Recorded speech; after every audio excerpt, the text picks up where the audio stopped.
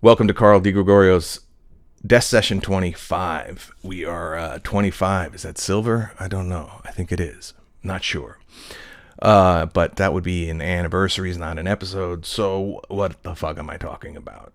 The thing today that I noticed in having just small little technical difficulties and thinking about the changes in the industry and things like that. And the thing I learned in drama school was to be an actor. That's about it. And we learned, that's not true. I learned about life. I learned about my limits. I learned about my boundaries. I learned about my shortcomings. I learned everything in the narrow focus of an acting training. And we learned set building and run crew and things like that in the theater. So we were, I suppose, the work ethic and the theater ethos of, tardiness not being even discussable. And, things like that were ingrained. And so that's helped. But as you move into film and television, we got some exposure to that, but not a ton. And that came for me on set, on people's short films, on people's just all these little things, and whatever I was able to book, full crew, lucky enough to do some of that stuff, be on sets and things like that. And I learned on the fly and tried not to fuck up the vibe. The vibe wasn't going to ever be an issue, but I was trying not to fuck up with ignorance and just, I did an HBO show, and my buddy, I knew the guy who was the UPM, and I didn't see him because he was out scouting a location during the time I was there. But I had a great time on the set with the sound guys, the makeup, everybody. And I was low key, but I said, were they still talking? When I talked to him days later, I said, were they still talking about me on set? Because I got along with everybody. You have a really cool crew. And he said, yeah, no, they didn't say anything, and that's a good thing. So that's the big lesson. But what sort of also happened with the self-taping and having to be generating material, I'm going to say material rather than content, but as actors having to generate their own material and to now self-tape themselves for auditions. I know, and I've spoken to my photographer, who's a well-known photographer, works with celebrities.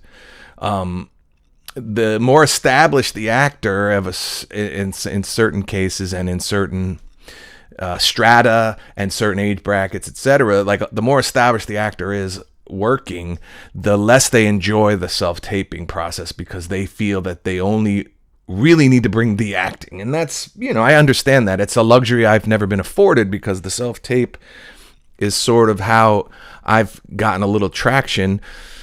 Although, most of my things that I booked were in person or having performed in front of the right people for stand-up and things like that. But the self-tape has been a real accomplishment. And just today, setting this single shot on a laptop, like the technology and the framing and all the things that I've had to figure out are minimal, because the genius of the Apple products, or any, I guess, but I work on Apple stuff. The genius is you just got to put yourself in the middle, which on a camera lens with a cinematographer, he's got to find a way to set the frame. They took all the things of filmmaking and put them into desktops and phones, and now they're going vertical. And we've spent years converting old television to letterbox and all this stuff, and it's maddening and it's constant, and you feel like if you didn't get mastery and then it moves on, you want to. It's very frustrating, and you have to try not to let it be frustrating, in my opinion, because then that's an excuse to bail. That's an excuse to, I don't know, say it's fucking futile or whatever. And I'm not doing that. So what I think the way to frame it positively is that the problem with a lot of excessive training in acting and etc. is that it's very egocentric. You're dealing with feelings and emotions, and you're called talent when you're on the set, and that's just the classification of your work group. And you get an inflated sense of how important you are to the process. So you can't wait to hit the marketplace when you graduate drama school and face but then you face the fact that you're really just a piece of the puzzle.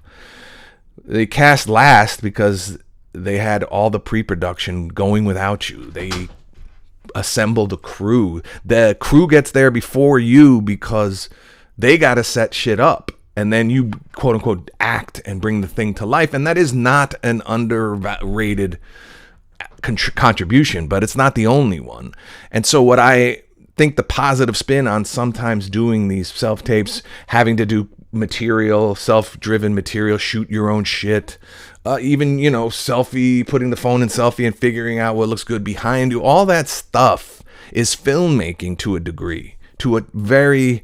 and I don't mean to be insulting to actual filmmakers, but this is basically like guerrilla filmmaking that has now been enabled for the everyday citizen, and editing and all these things that they have truncated and done digitally so that, you have the ability to do so. But when things go awry and I have something fall off, or the adapters didn't work, or the lights aren't charged, or I've run out of plugs, or they take away ports on your every, at a certain point they want you to plug nothing in because they want everything cloud and Wi-Fi and Bluetooth, and that's to be for efficiency, but like sometimes you need a power source and you only have 2 ports, and all that stuff is, you start flipping. And so what happens is crews and filmmakers have to either stay in their bubble of analog if they're Christopher Nolan and lucky and blessed and talented and have track records. They get to work with the same crew, and they can they can crank the film if they want. But those are the rare people. But what I'm saying is, rather than be frustrated and think that you're doing shit that has nothing to do with the fact that I'm just trying to act for this audition or act in this project, you're gaining an insight. You're a one-man crew a lot of the time. And if that doesn't give you more respect for those folks, then, you're missing the point. And, I think most crews have a respect for the actors because sometimes sets are distracting places. And if you can pull the crew in and they respond to your performance, that's an adrenaline rush, not quite like a live audience, but that's a kind of a mark for how good you are. And that's really the craft of filmmaking, is can you act? Sure, you can act in a one-on-one in a acting class where you're staring into the other person's eyes and your lines, and the teachers, and it's like that safe space, and the material is usually pretty good because you're culling from the best of the best. And even if it's plays, you're doing it's hard to not improve. You can't improve on Streetcar or something like that you might be doing in class. Or even if you pull stuff from films, you're going to pull good ones, right? So you can really nail it. And half the time you kill it in those scenarios. You're like, I wish there was a fucking camera on me to capture how good I was, because you knew it. You knew in your body and in your cells that you killed it. And then there's no one to see it, which is the agony of a live, perishable performance. But then you think, okay, so I would take what I did in class and put that on set, and hopefully you can. That's the craft that I'm trying to hone in on, and that's what I think, embracing. Thinking about where to put the camera. Now, yeah, okay, in a self-tape, they tell you it's here and here, but you can also walk in, you can make sure you're framed that way, but you can use the whole frame and, and start letting them know that you see it as a filmmaker, not just as an actor. And maybe I'm wrong, but that's the fun of it. And then again, the respect for it. And also then the mutual respect for when they put this, like if this was the camera and I was talking to the camera, I can't be all presentational because this camera's farther away than like if this were a camera. So you don't want to blow anybody out, and you have to understand the intimacy there. And then, okay, so you got the lens right here and it's right on your nostril. And then there's a dude with a backward Kangol hat. And then there's another dude with the spaghetti earpiece, the rigatoni earpiece. And they need to get this in the can. And then the caterer's like, the shit's getting cold and you're going to get 1 or 2 cracks at it. And it's this close and you have to figure it out. And then all those waterworks or all that availability you had in class or even at home, it can dry up on you. So if you can work through it and deliver that performance, you'd be surprised how the crew knows that ain't easy. And so what I'm trying to say is you got to respect the craft of the craftspeople and respect your craft and vice versa. And then that energy is what you want to bring to the proceedings, is what I would hope to, receive more of, and create that vibe. And maybe it can start in the self-taping if you can give them a glint that you kind of get it. Obviously you get it because the material, you'd made a choice that was 1 out of 100 would make the let's say 5 out of 100 are the people who get interest because the 95 did it by the book, read it the same way, but 5 of you guys figured out the way. That already tells them that you're thinking in the, not thinking like, because we talk about not being in your head, but that lets them know you get the notion. You make choices with your voice. You make choices with what you wear. And like I said, there are rules and there are no rules. And there's no rules for me because if you're kind of anonymous, how can you break a rule? So then that's if you use a certain prop or you take a pull of liquor and you go through the trouble of, getting iced tea because your character, you somewhere saw in the extra page of sides that was just for your information purposes. You found out that the guy asked for bourbon and you put iced tea instead of just water in the glass, and you have or, whatever you choose to do, you're letting them know you're a filmmaker too, you're an artist too, not just trying to get this hired. And I guess that's the hope, and that's where I'm at. And I say all this to say that it's hard these days to, for me, because I've hurt myself. This is literally like the third episode. Maybe it's the second, I think it's the third episode of me talking about my damn sprained ankle, which is getting better. And I'm starting physical therapy, and, it's like, like I have, issues, but I'm doing okay. But it's given me a lot of time to think, and I have an excess of energy because I'm like a 2-3 mile a day walker, and I get out of the house and I just can't do it right now in the boot. So I have this excess of energy, which can turn to anxiety or can turn into rage. And vis-a-vis the updating of all the materials and all the formats and going vertical for social media and all the things, the mastery you have to do that comes at a rapid pace. I mean, just, and things are going so fast. I mean, the conversion from black and white headshots to color was gradual, and now things aren't that gradual. And so you can have an outdated, it's crazy. There's a whole science now to taking headshots because they're thumbnails. So now you're thinking in this size rather than the blow up, and you're not printing them out anymore. And so you also don't have to, you get looks from your photographer, but you can get more specific. And a lot of the rules I grew up with, which was kind of to have a all purpose headshot, one smiling, one not, that was like your contrasting monologues, all that old school shit is out now. You can, if you want to put a vibe out there, you can dress like you can dress in tweeds because you're going to be like a professor in the 1900s. Like that might be your niche, or you can just have one thumbnail in your array of that. We used to make fun of people back in the day for having those composites where there was like a guy in a tennis outfit and a guy with a pipe, and then, but nowadays we're all kind of doing that, and you get to kind of do that with your self-tape if you're willing to take those risks with how you dress. And and it's a little harder to hit the streets dressed like a 70s tennis player than it is to do it at home, but who knows, it's all a fucking crapshoot. But what I'm talking about is the technology and the excess of energy I've had, and how I'm not happy with some of the things I've been trying to eradicate, which I guess will always be present. But I don't know if I mentioned this before, but there's my girl and I have rewatched The Sopranos a million times. And if it's, just we can't find anything, we'll just put it on at any point. And I have I've come full circle to be a fan after sort of being lamenting the fact that I got close but didn't get it. But back in the day when I auditioned, but it's great, and Gandolfini is great. And there's a scene that is not one of your famous scenes. It's not even in one of the famous episodes, but they order Chinese food. It's there, and he goes, "Motherfucking cocksucking orange peel beef." He flips out because either they didn't give him the orange peel beef or sent orange peel beef instead of orange chicken, whatever.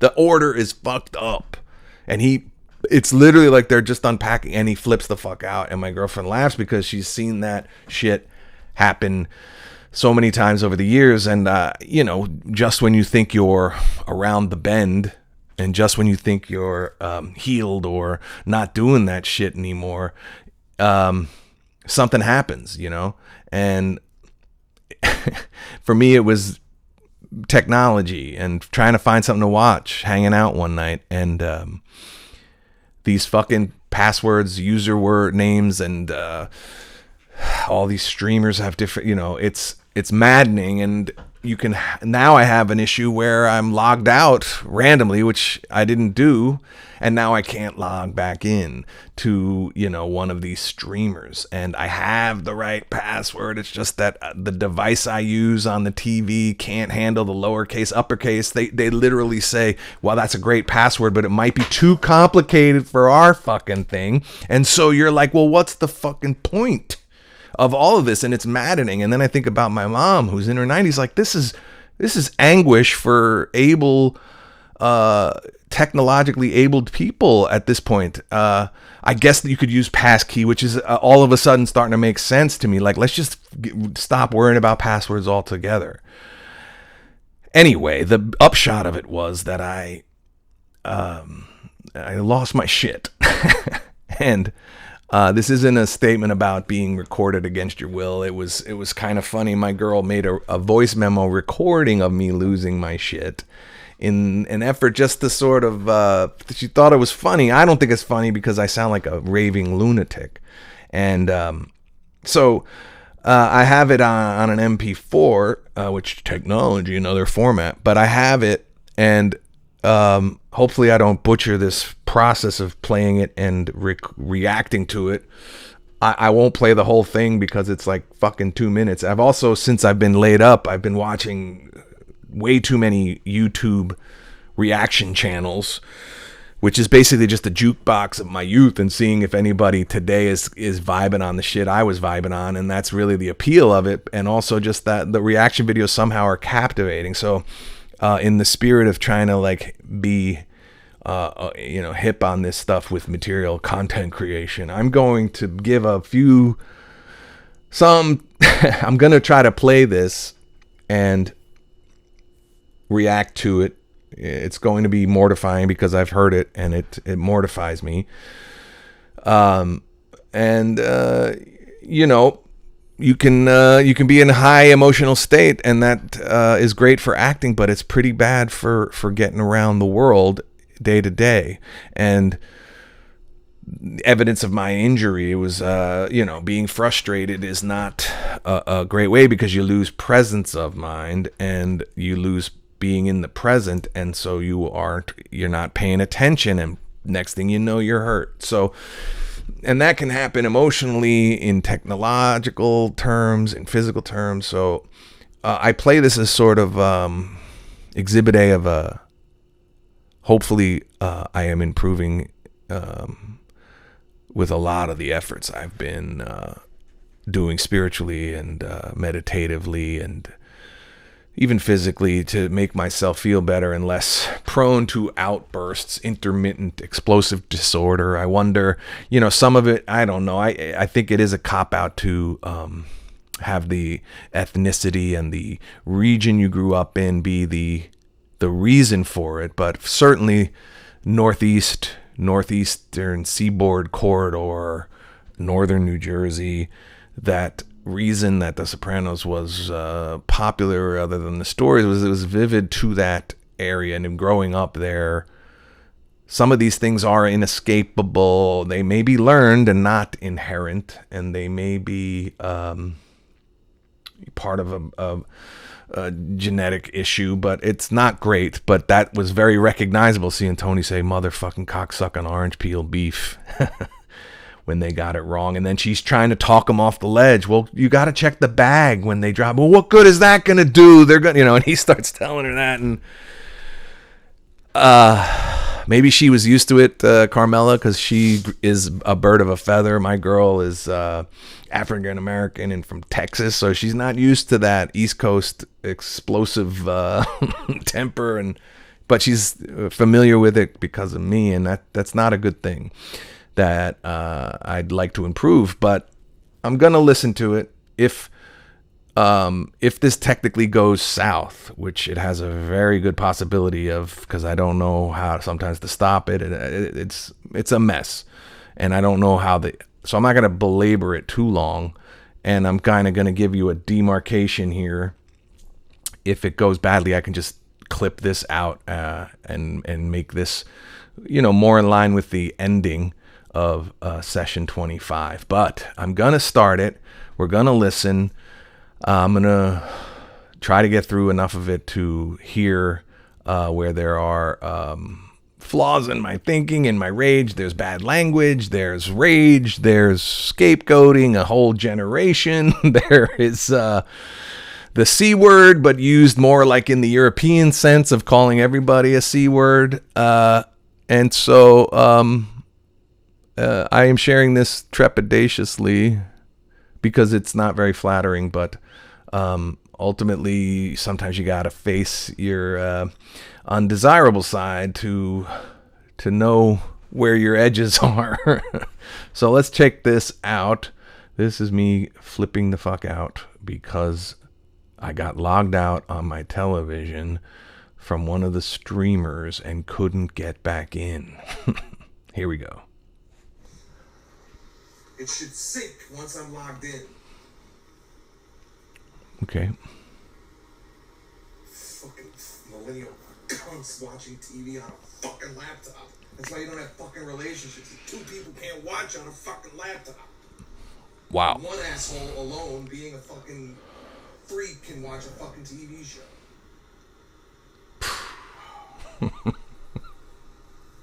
This is bad. I didn't fucking log out. I didn't log out. So why the fuck am I logged out? Why am I logged out? Involuntarily. Then I switch to Netflix. No, is it working? No, it's not working. And not in Hulu anymore. I get Hulu for free with my fucking old Sprint account, and I'm on the fucking computer, and now I have to not even look at what the fuck I wanted to try to find us something to watch on Hulu. Which I don't really give a shit about, but we're out of shit to watch. No, we got nothing to watch. I'm fucking logged out, and now I'm logged in on the computer, but not on the fucking TV. A long time ago. Motherfucker. Jesus Christ. Yeah, but I don't have that shit handy. It's somewhere else in this apartment. No, can you cast from your computer too? Yeah, but not with the current equipment that's on there. Got it. That I have to go behind the fucking thing. And I don't really want to see it. I just don't want to have the inconvenience. And I put in the right fucking email. I put in the right email. I put in the right password. And I say email over. The right email. Again, I can't even comprehend what I'm saying. That's why I'm on somebody else's motherfucking HBO. Yeah, okay. So it was telling me that I was not the guy I fucking was. And I was on the computer, but not on the fucking TV. Okay, so that is not attractive and overwrought and literally a meltdown of proportion to maybe things that you wouldn't want to happen in your life. And for me, it was literally what they probably call, modern day problems. But it's really, there's no way to excuse it, but it is this idea of, I guess I've been laid up and I've had issues with trying to get to a specialist and, trying to fill out paperwork and, having to do delivery groceries, whatever, all these things that are convenient until one fucking domino falls and it becomes a clusterfuck and it becomes impossible to rectify. And because you can't get a human, you can't correct mistakes sometimes, or there's so many levels of lost in translation, and it's progress, but it also is very vexing. And so I have to look at why does the being rejected as access to an account, why does that trigger me?